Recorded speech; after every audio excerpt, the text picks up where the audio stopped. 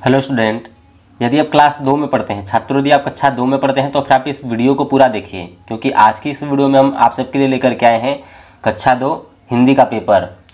और ये छात्रों, ये पेपर आपका 2024 और 25 के लिए रहने वाला है। ठीक है, यदि आप 2025 में पेपर देने जा रहे हैं तो फिर आप इस वीडियो को पूरा देख लीजिए, जिससे कि आपका पेपर जो है कि काफ़ी ही अच्छा हो सके। तो सबसे पहले चलिए बिना देरी के इसके निर्देश को पढ़ लेते हैं और इसके प्रश्नों को पढ़ना शुरू करेंगे और इस प्रश्नों को हम जो है कि सोल्व भी करेंगे।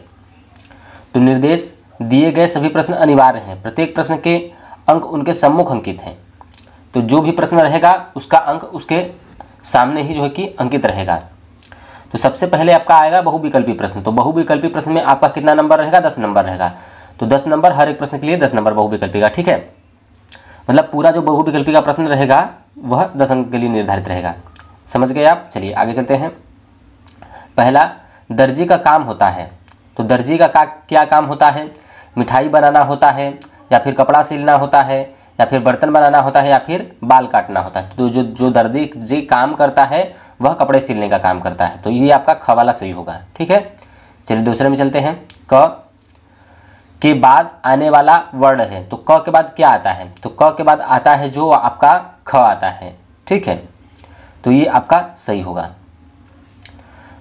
क के बाद ख आता है और यहाँ पे ब भी दिया है, फ भी दिया है, भ भी दिया है। तो इन सब में आपको कुछ भी नहीं करना है, जो आपको सही, जो आपका सही है उसी को टिक कर देना है। ठीक है, चलिए आगे चलते हैं।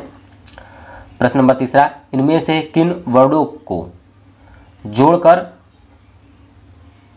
कमल शब्द बनता है? तो जो आपका कमल शब्द बनता है, तो चलिए मिला लेते हैं। क में क्या लिखा है? क धन म धन र, तो ये तो नहीं होगा।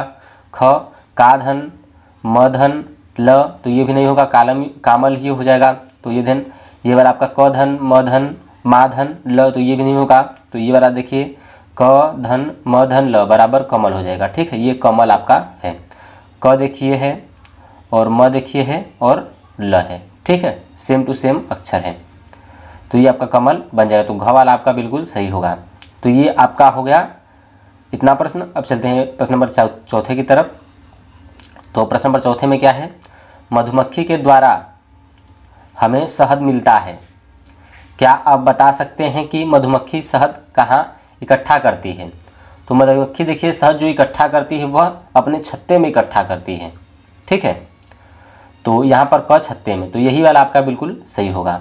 और दूसरा देख लेते हैं। घ घोंसले में, ग पानी में, घ हवा में, तो ये आपका छत्ता वाला सही होगा। गांव और शहरों में आपने सुना ही होगा कि मधुमक्खी का छत्ता है। ठीक है, तो ऐसा आपने सुना होगा। तो ये जो छत्ता है उसी में अपना जो है कि शहद इकट्ठा करती हैं। तो ये भी आपका क्लियर हो गया। चलिए प्रश्न नंबर 5वें की तरफ चलते हैं। पत्तियों का रंग कैसा होता है? तो जो पत्तियां रहती हैं पेड़ पौधों की, तो उनका जो रंग रहता है वह हरा रहता है। तो ग वाला आपका बिल्कुल सही होगा।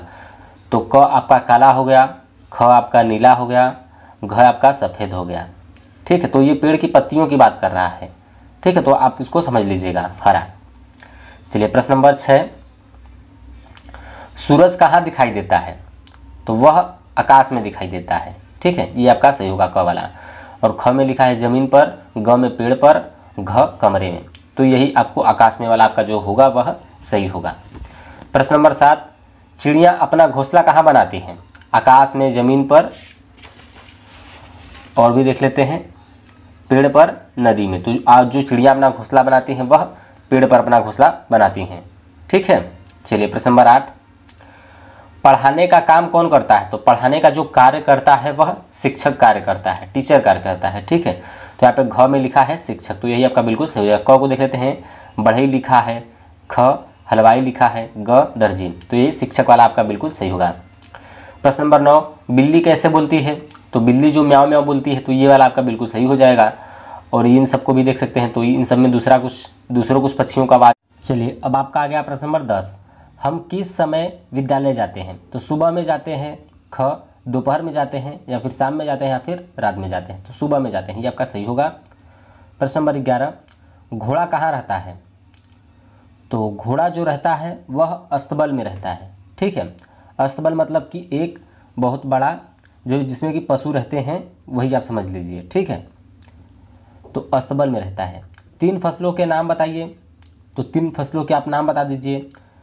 आप धान लिख सकते हैं, गेहूँ लिख सकते हैं, सरसों भी लिख सकते हैं, मटर भी लिख सकते हैं, चना भी लिख सकते हैं। मतलब 3 फसलों के आपको नाम लिखना है, ठीक है। रबी खरीफ जायद की फसलों के भी नाम आप लिख सकते हैं। मतलब जो आपको समझ में लगता है, जो आपको फसल का नाम याद है, वही सिंपल तरीके से लिख दीजिए। प्रश्न नंबर 13, बीमार होने पर हम दवाई लेने कहाँ जाते हैं? तो हम डॉक्टर के पास जाते हैं, ठीक है। तो ऐसे ही आपको इसका उत्तर लिख देना है। और प्रश्न नंबर 14, मछली, चूहा और चिड़िया कहाँ रहती हैं? तो मछली जल में रहती है, चूहा बिल में रहता है और चिड़िया घोंसले में रहती है, ठीक है। तो ये आपका हो जाएगा क्लियर प्रश्न। प्रश्न नंबर 15, कढ़ाई में तेल में क्या क्या तला जाता है? तो कढ़ाई में